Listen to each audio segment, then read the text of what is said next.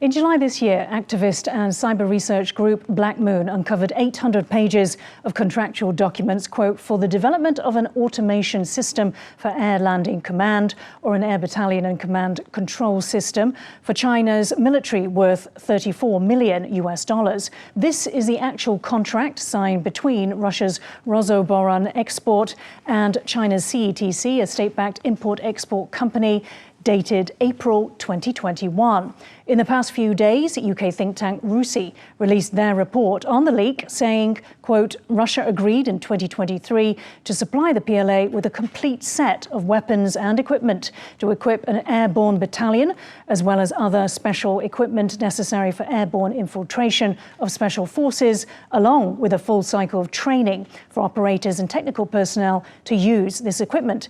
Included are 37 BMD-4M light amphibious assault vehicles, 11 Sprut SDM-1 light amphibious anti-tank self-propelled guns, 11 BTR-MDM Rakushka airborne armoured personnel carriers, and several commander and observation vehicles, which are part of a high-tech mobile command centre. So, Raymond, let me start with you first. So the RUSI authors say Moscow's assistance could help to speed up China's airborne program by about 10 to 15 years. So does this mean that a potential Chinese invasion of Taiwan could be brought forward?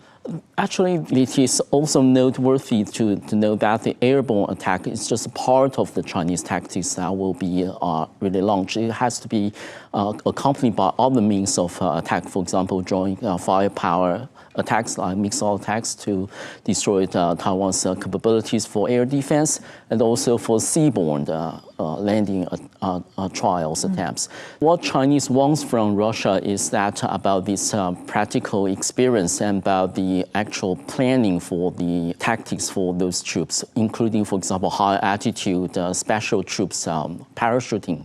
Those are what Chinese seeking from the Russia for experience, for training, and for equipment. I did want to get to the point, though.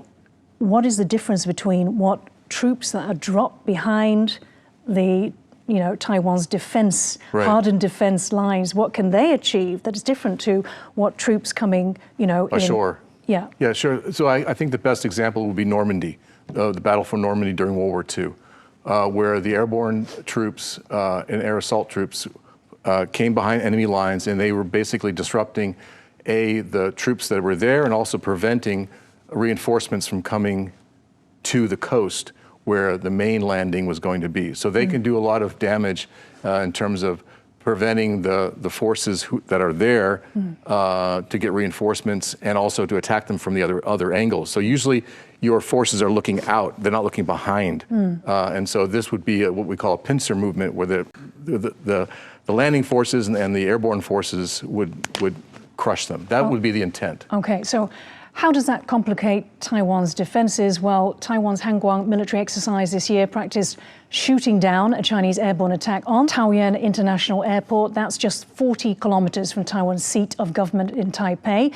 But we're now showing golf courses on screen close to the port of Taipei and Taoyuan International Airport, because RUSI suggests China could infiltrate Taiwan by airdropping armored vehicles onto golf courses near ports and airports to allow air troops to clear a path for landing forces. So, Raymond, how does that complicate Taiwan's defenses then?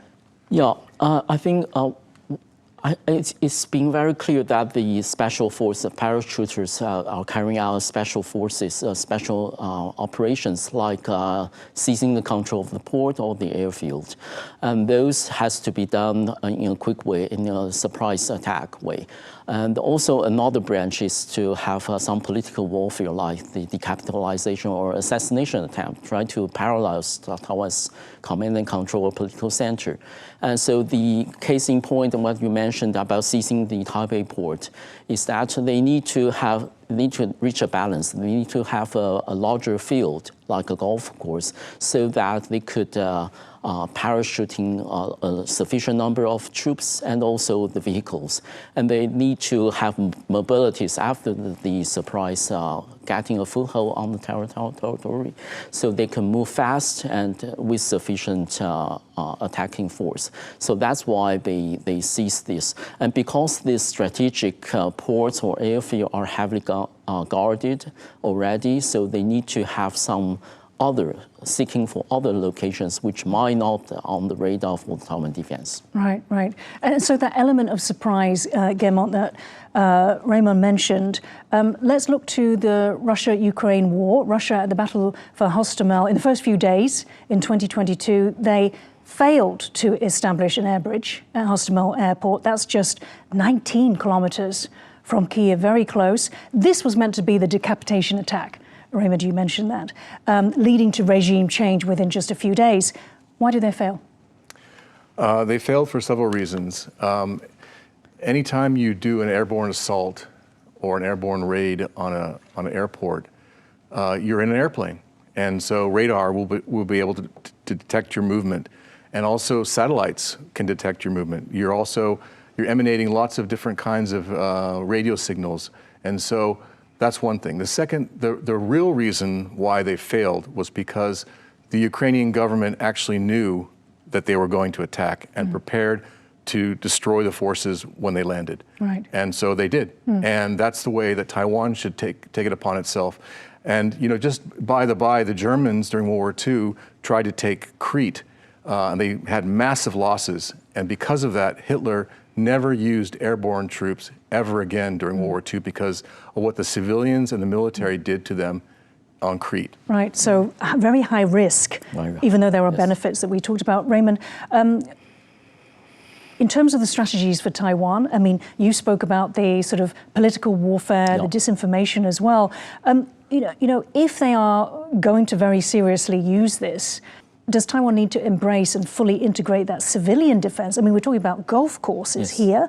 So, we have, the military is hard in the defenses on the coast. Yes. How about inside Taiwan? Does this require, cooperation of the golf courses to do those things that we've done to like I say, coastal defenses? So crater them, establish roadblocks.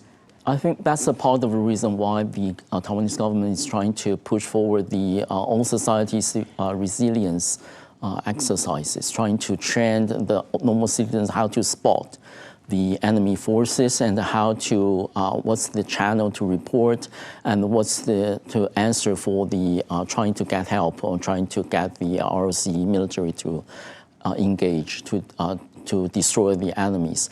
So I think that's part of the reason, and also for involving the private actors might be a new idea because the golf courses has never been imagined to be a primary target or for the landing of the PLA troops. So that might increase the level of alert for Taiwanese military planning. And Guillemot, China is an arms manufacturing powerhouse now.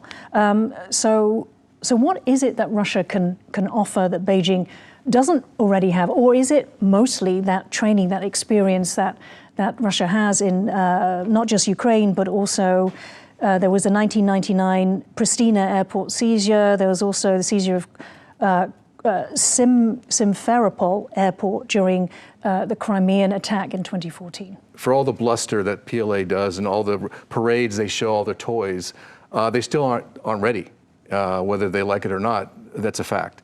So one of the things is, besides the airborne part, is the anti-submarine warfare. The US and Japan and other countries in the region have very good submarines, and the Chinese are having difficulty tracking them. And that's one area where if they want to do a seaborne attack on Taiwan, the US, Japan, and hopefully with the new submarine that Taiwan has, will cause havoc to any kind of seaborne attack. And so there are lots of different things that are missing. Now, on the other hand, there are things that they are very good at and they're already ready to do. For example, cyber. They're ready to do cyber attacks. They're ready to do missile attacks. They probably have dominance in space. So there's some areas that they're ready, some areas they're working to, and some areas they have none. So how about air superiority, which is essential for this to be successful? So here's the challenge. If you just look at the aircraft, fighter aircraft or bombers that China has, Taiwan, and by the way, they can't just bring all their bombers and fighters against Taiwan. They need to maintain a lot of them around their country, which is pretty big. So Taiwan probably has enough air-to-air, ground-to-air, ship-to-air capabilities to put a major dent on any kind of air assault type operation. So this operation would probably not be done in the beginning of a conflict because they would just get completely obliterated. Now, if they did it in conjunction with using, for example, drones, flying ahead of them, and those would be taken out first, then Taiwan's ability to take out airplanes or helicopters would be diminished. So it really depends on the situation, but Taiwan, I believe, is ready for that problem unless the Chinese have something up their sleeve which the Taiwanese didn't prepare for. Okay.